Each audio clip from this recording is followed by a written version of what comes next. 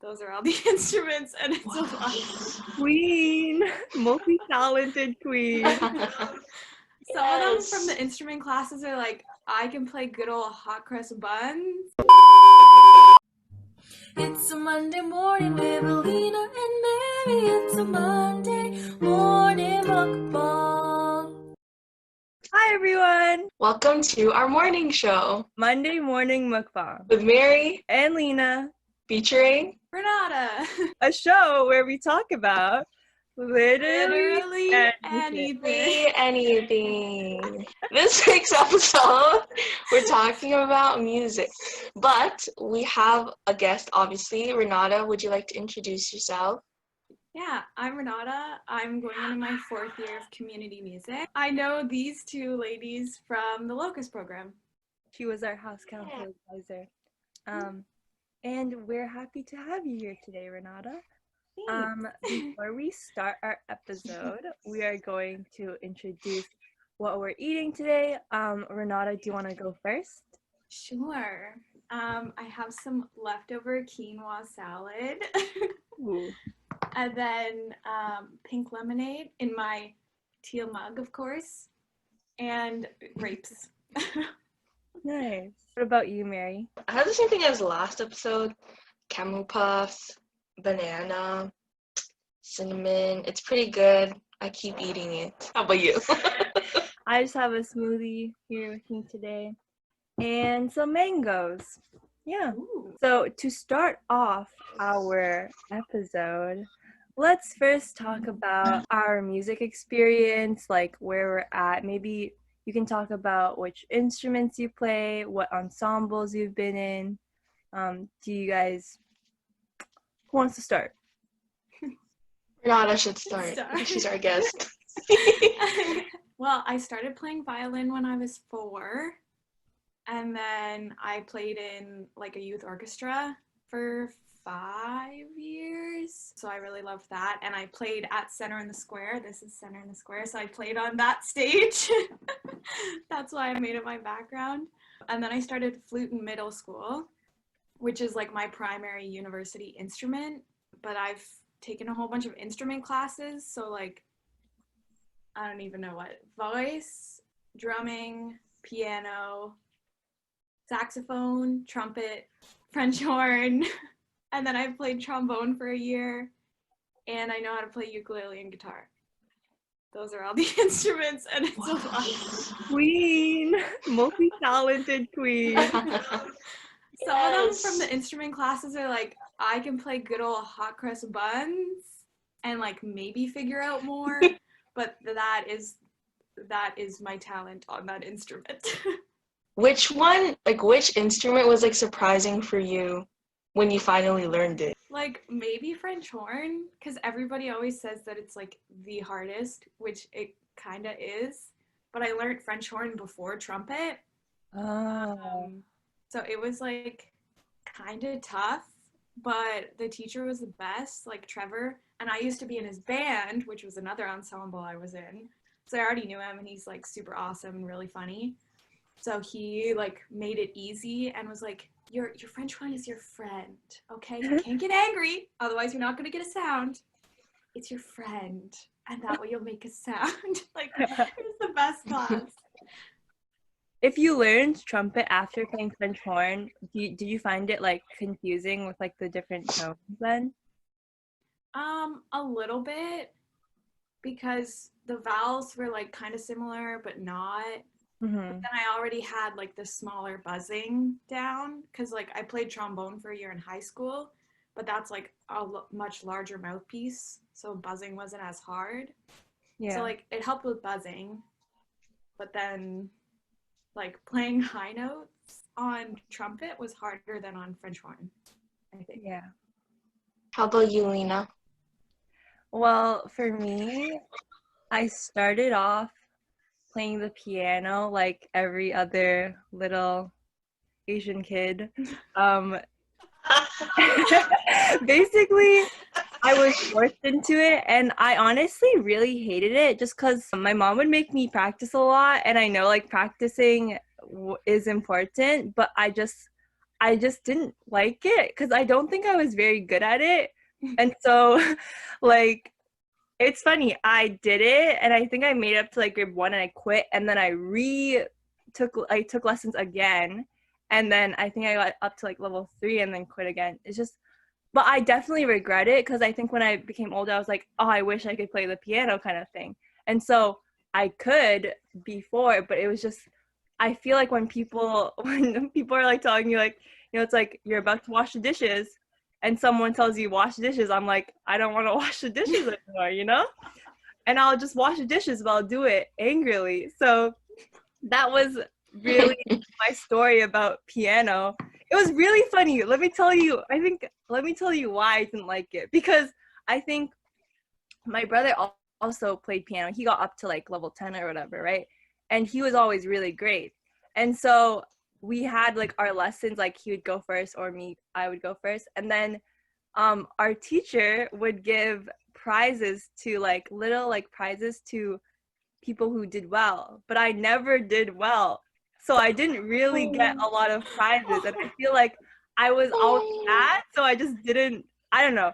Like I think I just didn't grasp it as much. And then later on, I was in cadets and I joined our marching band and I started off on the trumpet. And honestly, I was pretty bad at the trumpet for a few years until like a bit later. But like it's because I didn't really have proper training because it wasn't like a lesson. It was kind of like people who know music teaching you, if that makes sense. So I kind of learned that, and then I played a bit of mellophone. I'm pretty sure we all played recorder at one point. But yeah, I think in high school, that's when my musical career peaked. I was just in the music program. Like I took music all 4 years of high school, and I really enjoyed it. I was in like the jazz band, which was something that I guess helped me develop my skills a lot more. Yeah, I think in high school, that's when I really started getting into music. Although I was never that great, I think like I'm definitely more of like a classical player, or like, you know, I don't like slurs, I don't like swinging because I cannot improvise, but I will try. I was in a jazz band, like I still can't swing although I was in a jazz band. But that's my story. That is my story. I hope you enjoyed it.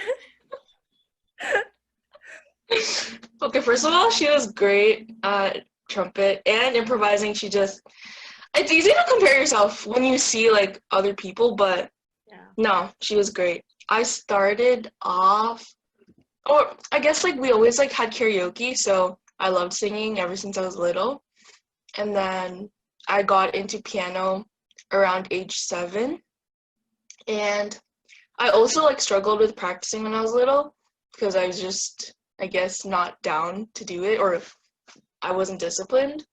But I think as I got older, my sister kind of dropped out of it, and we started around the same time.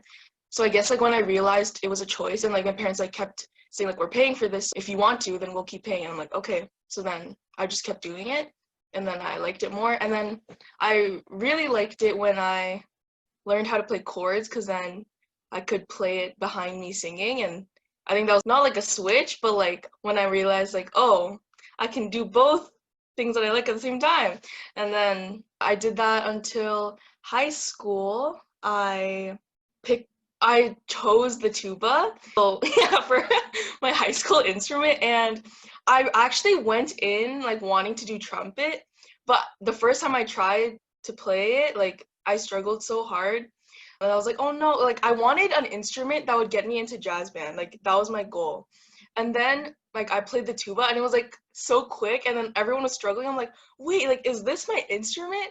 And then my teacher was like, you know, if you want to play tuba, like we can put you on like bass trombone, like if you really wanted to get into jazz band. I'm like, yeah, like this is perfect. But then I didn't realize that I had to learn how to play trombone too.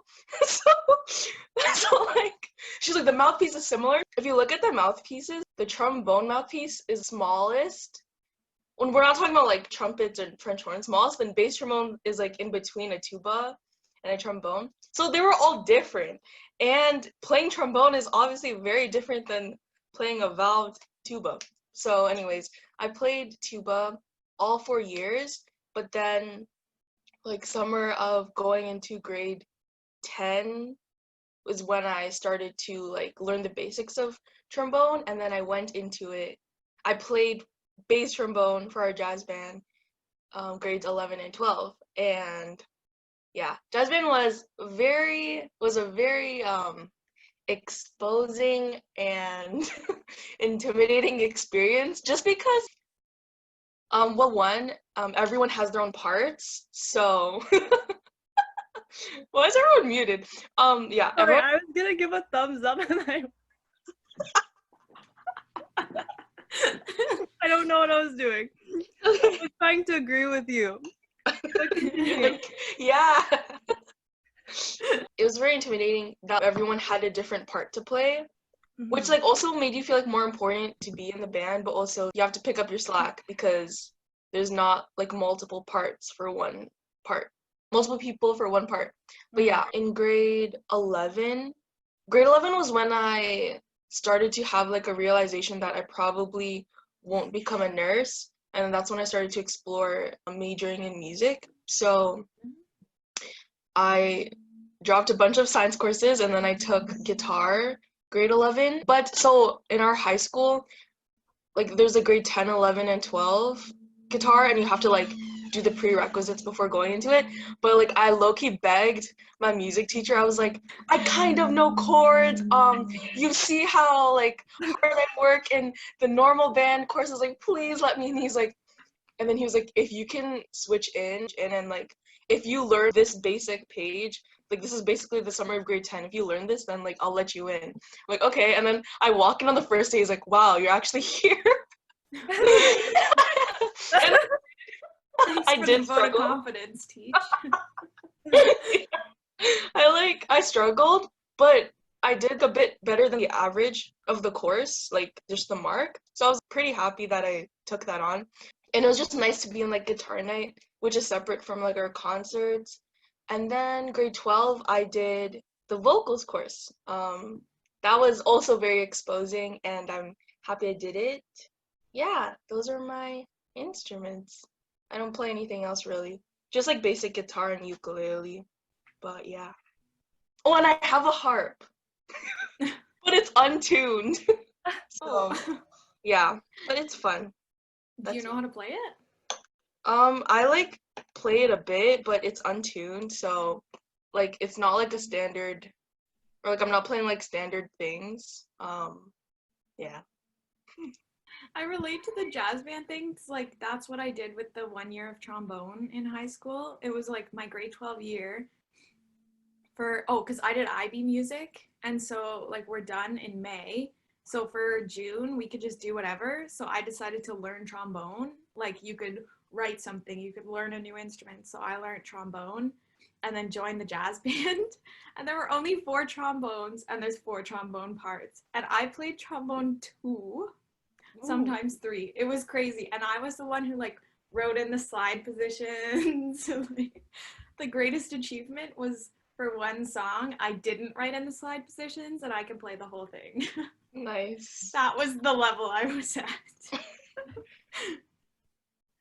I totally forgot about that, like how we had our own like parts for a second. I just realized like I think that's why you know how like you have to learn your part before. This is what our music teacher would say a lot, like you need to learn your part before you get to rehearsal, because rehearsal is not practice, which is important. And I think the biggest thing, like the downfall, I guess, with a lot of our like wind ensembles / bigger ensembles was that a lot of people wouldn't practice those like concert music things, and then we would sound like a mess. Whereas the jazz band, since we had to audition to get in, so everyone there like was chosen after audition and wants to be there. So like learn your part and make sure you don't, you need to pull your slack basically, so that we can all sound good together, and so that you know, we're not just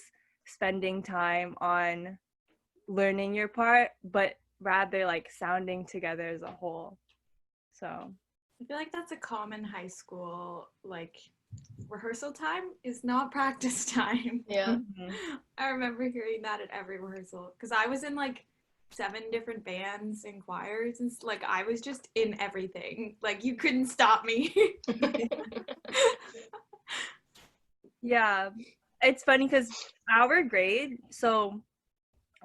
like every year we would enter the OBA competition, which is like one of the music competitions in Ontario, and our grade always got silver or like silver plus. Basically, they rank your band by like bronze, which is kind of like participation, silver, silver plus, and then gold. And you obviously want to get gold, right? And it's funny because like the years like above us and even below us, so like when we went to we didn't even go to nationals. Did we go to nationals? We went to nationals, like everyone won gold except for us, like the grade 9s won gold. So basically when we were in like when we were in wind ensemble, which is grade 11 and 12, we were always the denomination because when we were a part of wind ensemble, we got silver or silver plus. And then when we were in grade 12 as well, we still got silver. So basically, we believe that our grade was like the common denominator in like not winning gold, because the grade 12s before us won gold with their wind ensemble, and then the grade 11s when they were in grade 9, I think they won gold. I don't know, but basically our grade never won gold our year. Like graduating class of 2019 never won gold. So yeah. But we won gold as jazz band, so Yeah. There you go. at least we got something. Do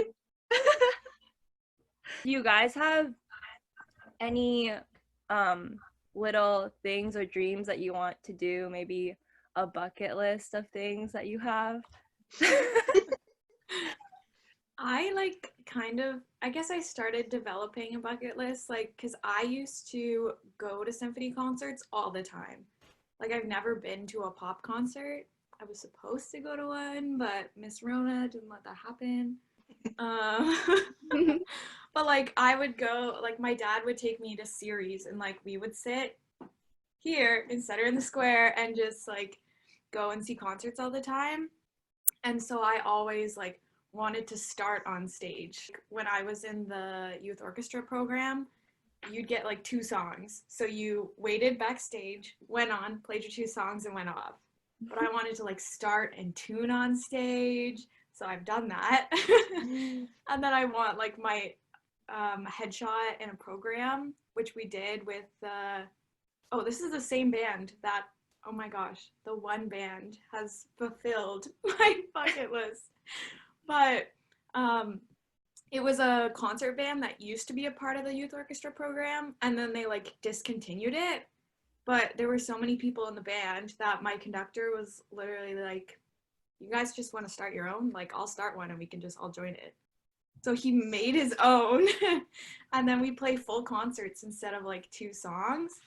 So I pulled out some old programs, and he did fun stuff too, like this Heroes and Villains. I probably have it in my closet, but he got us all capes that had his logo on the back. Oh my That's so gosh. cool. Like, it was the coolest thing ever. But where am I? I'm in here somewhere with very long hair. Oh, there we go. Oh.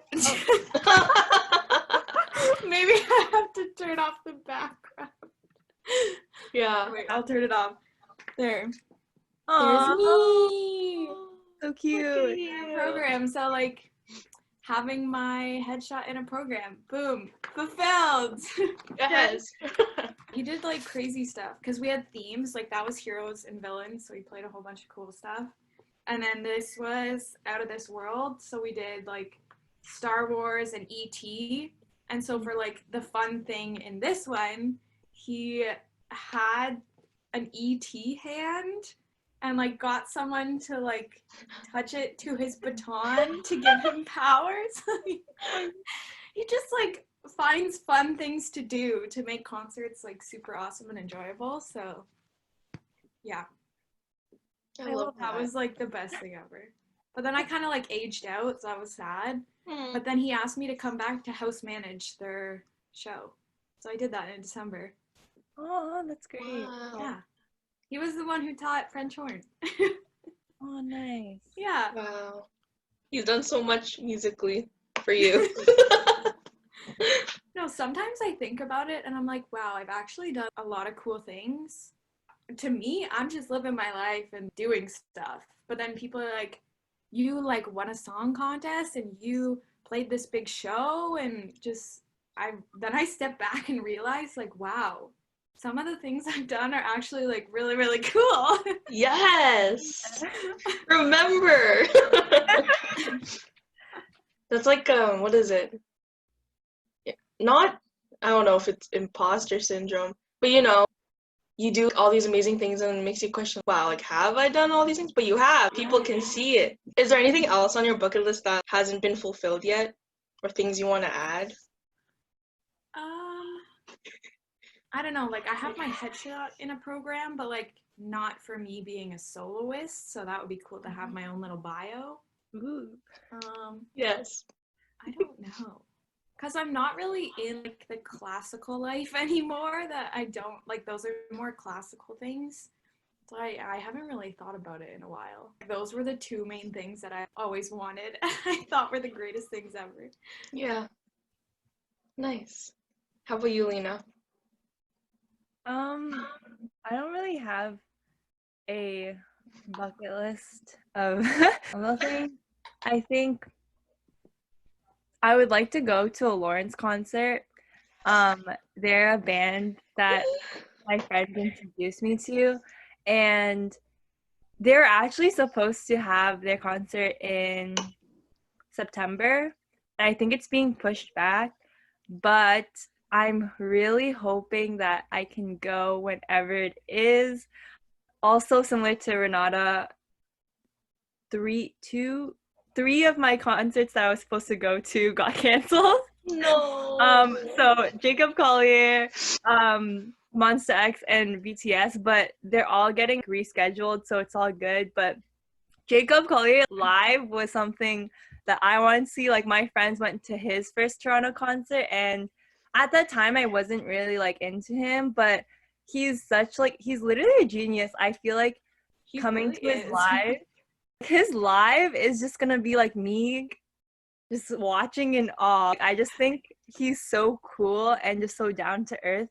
And I think intimate concerts are so nice. School concerts, just having that connection with the audience makes something so nice. Although I've been to like bigger concerts where it's like a huge arena or stadium, and that can still get like the audience going. Just the vibe of concerts are really great. Bigger pop concerts as well, but I think intimate concerts hit different, but I feel like both. I still enjoy both, but I guess my bucket list, since I don't have tickets to Lawrence, would be to go to their concert. Yeah.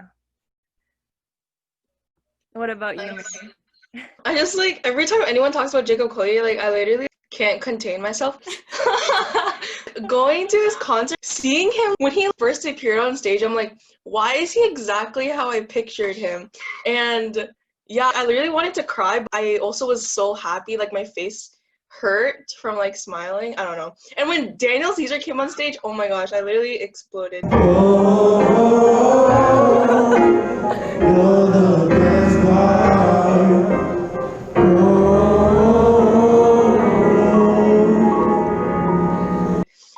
Like I couldn't believe it.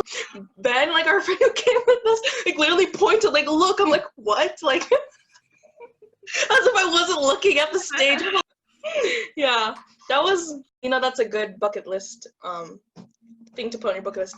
But yeah, I want to see Lawrence too. Something that I guess I fulfilled was, so when the grade 12s graduate, they put on a concert. When I was in grade 9 and grade 10, I saw them do it, and I always wanted to have an a cappella piece, basically. And I had this idea developed over the years I guess I just grew closer with like people from jazz band and stuff. And we would always like jazz band would always like joke around and like we would like sing like what the jazz choir would sing, and we would like kind of like mocking-ish, like just like playing fun. But then like they can actually sing.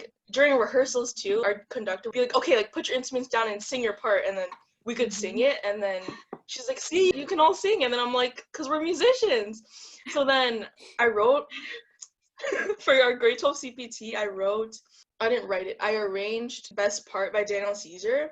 There was like an example online already, and I wrote it for the people in our jazz band. So like not everyone sings, but I made them sing, and it was the best time ever, getting them to practice. My soloist who sang with me, Sam, oh my gosh, amazing. And yeah, that was so crazy to me. I was able to do that. So I was like very thankful for that opportunity. I don't really know what else other than this is kind of just like a dream, I guess, or like I hope I do this one day, become a backup singer or player for some band. Yeah, and I just want to tour with them. Yeah, I just want to like, yeah, I don't know if I would ever want to be like the main person, but yeah, I would definitely just want to bond with a band on like the tour bus and like, get close and then perform amazing shows. Yeah, and hopefully see the world. So. Oh my gosh, if AJR I froze, needs I think. a flautist, hit me Yeah. up. Like they have a trumpet player who I have messaged on Instagram, which like freaked me out because I just like told him, hold up, let me pull up the conversation, because I was like, yo, this like thing that he played was really awesome. I can't remember. And he replied? Yeah, he legit replied. It was crazy. I gotta find it. It was like, I was freaking out. It's literally, oh, now I'm going through like AJR's Instagram. They're just so good. I was gonna see them in New York because they weren't coming to Canada. Was it rescheduled or no? No, it was gonna be rescheduled and then it got canceled. Oh. So, yeah. Next time. Mm-hmm. Okay, there. I think I found it now. I couldn't remember his username. There we go. I found it. Oh, oh my gosh, all I did, I reposted a video of him playing onto my story. And then he replied with like 2 emojis. And I was like, oh my gosh, you're so cool. Thanks for replying. I'm a music student. And he said, good luck in school. And then what instruments do you play? And I was like talking about how I play a bunch. And he said, okay, multi-instrumentalist. and then, hold up, there's more. This is like a different day. He posted, there's like this interlude that he plays that's like a mashup of a bunch of AJR songs that he plays on trumpet. And he posted the sheet music. And in the caption, it said like, send me your email and I'll send it to you. And so I said, yo, can I have the PDF? Because I'm learning trumpet soon. This was before trumpet class. And he was like, yeah, here you go. I'll give it to you in a couple different keys since you're just starting. And like, it was crazy. I will screenshot this to send. That is so cool. Yeah, it was the best. I love it when musicians are just like down to talk. It makes them feel more human. They're so crazy, right? Rock stars. Do you have a moment, or I guess you can talk about either a person who inspires you, or maybe like a moment where music has impacted your life a lot? If anyone. I'll start, I guess. Similar to like Mary, that grade 12 night was a really fun night, I think. So I arranged I Want to Dance with Somebody by Whitney Houston, and I just got all my friends to play. And in grade 12, I started learning percussion in our concert band. And so I played like the castanets and like the cowbell and like conducted kind of thing. But at the end, I kind of just got everyone to stop playing, and then we just sang. And then I got everyone to just, because it was in our like little theater, and I just grabbed the mic and I was like, everyone come down and dance. So basically we made a dance circle. Like this is like parents were there and like people were there, but like I guess all the kids kind of like came down and even like other people just came down. We formed a dance circle and we were saying like I want to dance with somebody, and then I just got people to dance in the dance circle.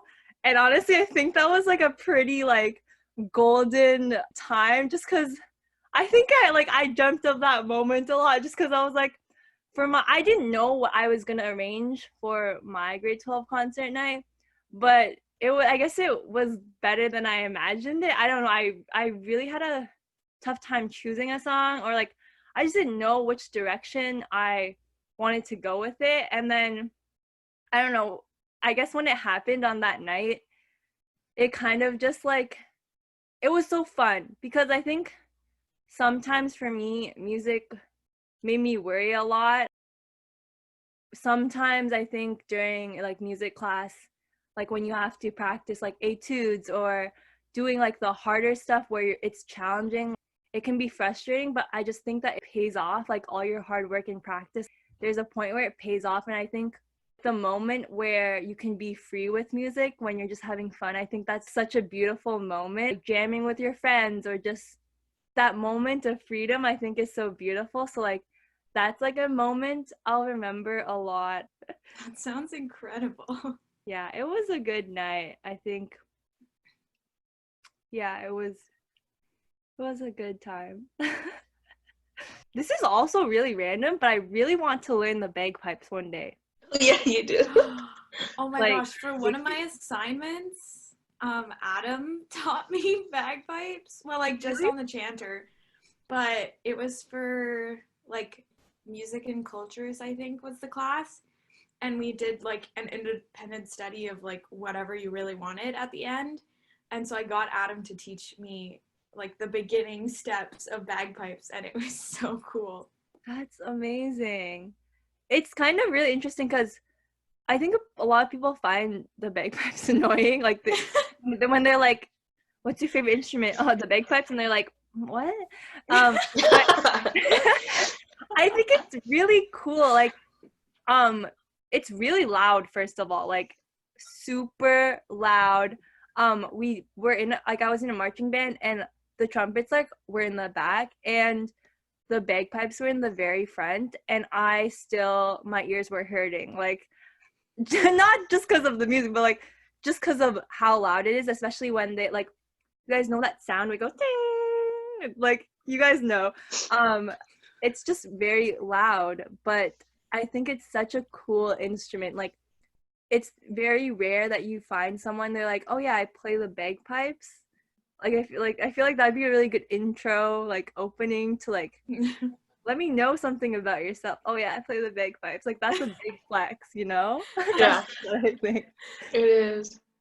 When I auditioned for the community music program, I played tuba. I don't own one, but I played it in the audition, and they're like, yeah, it would be great to have you. Now we have someone who plays tuba, and then we also have someone who plays bagpipes, and I'm like, okay. And yeah, I was just like, tuba's like not that weird, or it's not weird. It's just I don't even know, different. Okay, I need to catch myself. Winter term, like for our concert, I was in an ensemble that played like a medley of different cultures pieces. So someone played kind of bagpipes. I think just like a piece of it. Yeah, I thought that was really cool because, well, I knew Lina would enjoy it, and also I did, and I recognized it. yeah, I asked Mary if there was someone playing. I think they're just playing like the chanter part, like just Yeah. yeah. That was a really cool time. Renate, do you have any very memorable music experiences? There's like in high school, we started a string ensemble like when I was in grade 9. Like it's a band school and we had no string instruments, but there were these two grade 12 girls who had like been begging for years to start a string ensemble. So we started it with like people who just had their own or like played strings outside of school. And then our conductor knew nothing about strings, so like we kind of helped him and then he conducted us. But it evolved into an orchestra. So we took people from the band and did an orchestra, and then we played with KCI, which is another high school. And so we did like concerts all together because they had more strings and we had more band. So we put together a whole orchestra and we played like Raiders March is the one that I remember, but we played like the actual score, like not an arrangement for high school or anything, like the actual score that an orchestra would play. That's like wild. it was so hard, but I feel like that was like a crazy accomplishment. But the one that's really memorable is I can't remember what song it was, but we had the orchestra and our choir of like 150 people in a church, like, so incredible acoustics with this giant orchestra and giant choir all doing a song together. And that was like the craziest because there was so much sound. And then I heard videos after and I was literally like tearing up because it's just like so much sound from every direction and it sounds so beautiful. And like it was a crazy experience, like probably 300 of us playing a song, and just wash of sound is what I love. Phil Collins, Wall of Sound. Is that Phil Collins? I can't remember. History of Rock and Roll. Ooh. Never took it. That is, I love that. Every time I think about concerts or either playing or like being in it, a lot of them are very synonymous. Just the feeling of community, and either if it's like playing or knowing the song, we're all in it together, like, listening together. And I agree with Lina with her piece that whole night. That was insane. But also our final final concert, like I don't know if it was the final one. The spring concert? Yeah, spring concert. And when we were in grade 12, but like other grades were there, like that concert was like, although like there were more people, less intimate, I guess, the crowd was so into it. I was sitting in the crowd for most of the songs. Everyone was like singing along. There were like little jokes. The amount of time to say like in this next clip is so painful to listen to, so I'm going to repeat what I was trying to say. There was a guitarist, and during soundcheck he played dun dun dun dun dun dun from Cloudburst, and the crowd died of laughter, and that was the vibe for the whole concert basically. That was how the performers interacted with the audience, and after 4 years, that was amazing to witness, seeing the progression of how concerts were going before when we were younger till now when we were in grade 12. This is what it's about. We're supposed to bond over weird things like this. And then the jazz choir was singing an ABBA medley. Oh my gosh, everyone went wild for that. And I was playing, but like I played a clap noise so that everyone would clap along on time instead of just like, I don't know, having someone lead a clap or something. And I was literally like, there was one part where they were singing to our teacher and they gave him flowers. Thank you for the music. And I love that song, and also seeing them give the flowers to him, I'm like, this is so precious. And I was literally crying in the seats, like playing my clapping noise. And yeah, just like moments like that, like they make me want to come back, or like they make me want to stay in my program and all of that. Our community benefit concert, that was insane. Yeah, we were raising money for one of our trips.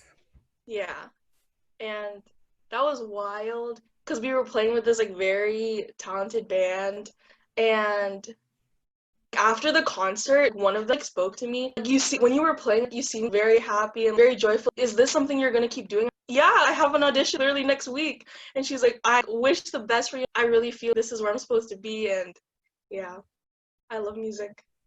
That's amazing. Yeah, like I love playing with groups a lot. Like solo just makes me nerve-wracked and like I don't like it as much.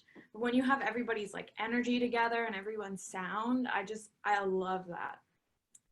At our last concert, the community music one, when we all played Home by Philip Phillips, Yeah. I was legit playing ukulele, tearing up. Yeah. Hold it in. Woo! But it was just so beautiful. So many acoustic instruments and everybody singing. giving out gifts to the graduate. It was just so many emotions, and there were probably a whole bunch of people in the audience tearing up. The way the sound and the music and the feeling can affect you. Yeah, someone came up after saying that they like wanted to cry. I'm like, really? Wow. I can't believe it affected people this much. Don't feel it when you're playing it because you practice it 700 times. So you've heard it 700 times, but the audience hasn't. So like I love that. It's not really a quote. My band director used to say, yes, we've practiced this a million times, but be excited when you play because the audience hasn't heard it yet. You've heard it a million times, but this is going to be their first time hearing what you've put together. So you have to show that you're excited to show them what you've been working on. I really like that. I was there at that concert and it was really great. I think like especially you guys were talking about like the last song, Home. Like that was just, it was a really good ending as well. Everyone, obviously like everyone's there playing and really job well done. Like that was a great concert. I mean, I go to all of your concerts, but most of them. But yeah, no, it was really, really good. And for me, seeing it for the first time, I loved how you guys told the story. Like I really loved the storyline and then like moving through each song. Like I thought that was really, really beautiful. Yeah. Key changes. Did we talk about key? I was gonna yell when you were talking about I want to dance with somebody. I was gonna yell key change because that has key. Yeah. It does. Did we talk about key Let's changes? talk about like why what's up with your deep love for them? Why do you Okay. love them so much? Honestly, I don't know. I think it's just because like they make me happy. Like when a song changes key, I feel like it adds a bunch of excitement, and then it just like makes me have a bunch of like happy energy, and I just really like them. Like my love started in high school. The Document started in high school. It started with REM's Stand, I think. That was the first song that I found like had key changes and that I just really, really loved. And then I just like grew the Document. I searched for them. My friends send me them. Mary sent me that one by Lawrence. And so like I've added so many to the Document and I've turned them into a Spotify playlist. And then for one of my classes, I did a presentation on them. I'm in too deep. But I just like, I love them. Like a song will come on and I'll be like, it has a key change, guys. Guys, it has a key change. Guys, did you hear that? It has a key change. Like everybody knows. You can confirm that. Oh gosh. But I don't know. They just make me really happy. Is there a song like on your Document that has the most key changes or something? Oh, I can't I don't remember. know. Hold up. Now I'm gonna pull it up. She's pulling up the document. Can serious. I screen share? Yes. Yes. Okay. Okay. How many songs do you have on it? Oh, like over 150 for sure. Wow. Yeah, like there's a lot. But there's also like I have 2 sheets on the Document. So one is with multiple key changes and then one is with single key changes because some songs only have one. But there's like over 100 on the single one. Nice. We'll take a look. Hold up. Send us the Just take a Spotify while. playlist. I shall. I want to listen to it. Yes. Oh, here it is. Share. Voila. Whoa. So, to answer your question, it would be Total Eclipse of the Heart that has the most that I found. Oh my gosh. But yeah, these are all like the multiple ones. So it goes by like how many they have, and then within that it's alphabetical. And then sometimes I write like where I got it. So MU 121 was History of Rock and Roll. So I was doing like listenings in the textbook and I just like found key changes from it. And then there's like different versions. So You Don't Owe Me, the Grace and G-Eazy version only has 1 key change, but the original has 3. and stuff like that. And then this is the single key change one, all in alphabetical order. Those are red because they're not on the Spotify playlist, because they're not on Spotify. But there are 119. That is insane. Wow. Yep. The So it has like dedication. where they are, CKWR. I guess I found that while I was, it was when I was, oh my gosh, there's a Snapchat memory I have of it, where I heard it on the radio on my way to school. So as soon as I got there, I was like, guys, I just found a new key change on the radio. This is my friend. He used to be in community music. Like, that's his band. One of his songs has a key change. So I messaged him and I was like, oh my gosh, do you know about my love for key changes? So yeah. Yep. This is my pride and joy right here. Love this. This is amazing. And you have all the times. I love that. Yep. I think that's so cool. Yeah, where is it? There's Stand by REM. So that's like the one that started her all off. But yeah, ta-da! This is so cool. I love this. I'll stop share. There we go. But yeah, like people will send me them. Like people sometimes they text me and they're like, does this song have a key change? And I'm like, well, it doesn't, but I see how you might thought it was. So I've like taught people what key changes are because I did my class presentation for them. Yeah, it's just wow. Do you want to explain quickly to maybe our viewers who might not know what a key change is, what it is? Sure. Yeah. So a key in music is kind of like a home base note. So all the notes are built off of one like home base is kind of how I explain it. So if I sang do, re, mi, fa, sol, la, ti, it doesn't sound quite done yet because you need the do, which is the same as the bottom do.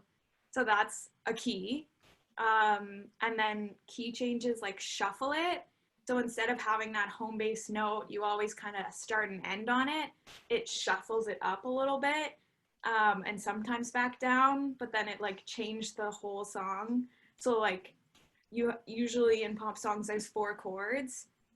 So they take all those 4 chords and then shuffle them up. So it's 4 new chords and then you sing in a new key. Yeah, that's like the quick version. I love it. Thanks for sharing. I'm always happy to share about key changes. I think that is a good note to end off on. I wish I thought of more puns, but yeah. So that was the episode for today. Thank you guys for watching, and thank you to Renata for joining us in today's episode. Renata, do you have anything you want to say? Just thanks for having me. Thanks for coming. Yes. Mary? Thank you for joining us. We'd like to thank our sponsor. Maybe this is legit. We can use this maybe. Thank you for I don't know what else to say. We'll edit this. Thank you. Thank you. Bye. Okay. Bye. You're giving people free promotion, Mary. Wait, is it a script?